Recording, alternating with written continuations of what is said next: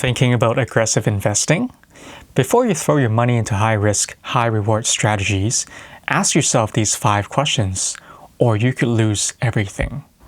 Hey everyone, if you're watching this, you're probably considering ramping up your investment strategies and going more aggressive.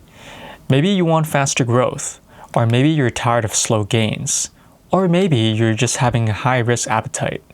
But here's the thing, aggressive investing isn't for everybody, and jumping in without preparation is a recipe for disaster. Today, I'm going to break down 5 critical questions you need to ask yourself before making this move. Question 1. What is your time horizon? This is absolutely fundamental. Aggressive investing requires time, minimum 5 years, but ideally much longer. Why? Because aggressive portfolios are volatile. They go up fast, but they also drop hard and fast. If you're planning to buy a house in 2 years, or you need the money for something important in the near future, aggressive investing is not the move. You could be forced to sell at the worst time possible, right after a market crash when your portfolio is down 30 to 40%. But if you're in your 20s or 30s and retirement is a decade away, you've got time to recover from those dips. The further you are from needing that money, the more risks you can take to afford. Question number 2. What's your risk tolerance? And I mean really, not just what you think it is. Everyone says they can handle risk until their portfolio drops 30% a month. Then it's the panic mode, emotion decisions, and selling at the bottom. Risk tolerance has 2 parts. Your emotion capacity and your financial ability to handle stress and losses. Ask yourself this, if your portfolio lost $10,000, $20,000, or even $50,000 in value tomorrow, would you still be able to sleep at night? Would you still be holding your position, or would you panic sell in the morning? Aggressive portfolios experience massive swings. We're talking about 30, 40, even 50% drops during bear markets. If that makes you queasy, you might not be as aggressive as you think. Question number 3. How stable is your income, and do you have an emergency fund? This is huge and often overlooked. If you have an unstable income, such as being a freelancer, gig worker, or commission-based jobs, aggressive investing becomes more dangerous. Why? Because life happens.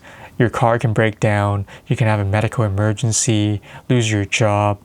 If you don't have an emergency fund and you're fully invested aggressively, you'll be forced to sell at the worst possible time. The golden rule is to have 3 to 6 months of expenses saved in cash before you go aggressive with your investments. This buffers protects you from having to liquidate any investments during a downturn just to pay your bills. If your income is stable and you've got that emergency cushion, that's green light. If not, pump the brakes and build that foundation first. Question number 4, and this is what a lot of people don't consider. Do you have any major purchases or liquidity that needs to be coming up? I'm talking about buying a house, funding your kids' education, planning a wedding, starting a business, anything that requires a chunk of cash in the next few years. If you do, that money should not be in aggressive investments. Here's a real-world example. Imagine you're saving for down payment on a house.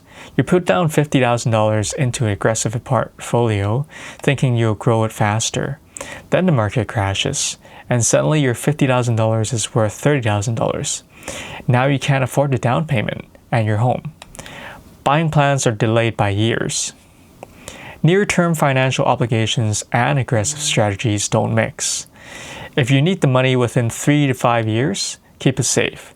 High-yield savings, GIC, bond, boring, but you actually have the money when you need it. And finally, question number 5. What's your investment experience and knowledge level?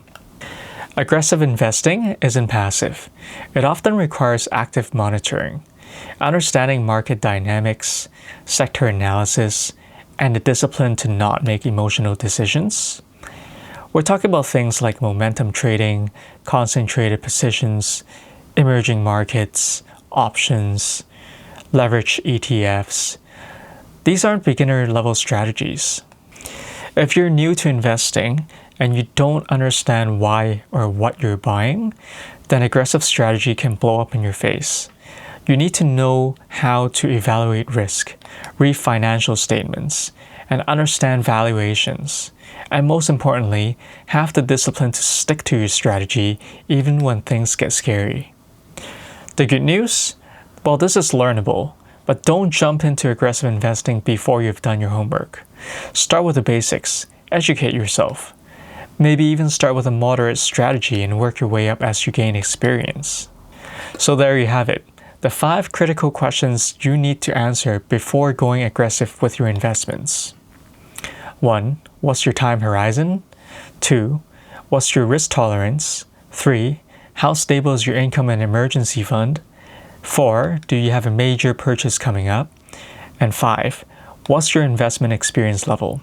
Answer these honestly, and you'll know whether aggressive investing is right for you, or if you just need to build a stronger foundation first. If you found this helpful, smash that like button and subscribe for more investing tips. Drop a comment below.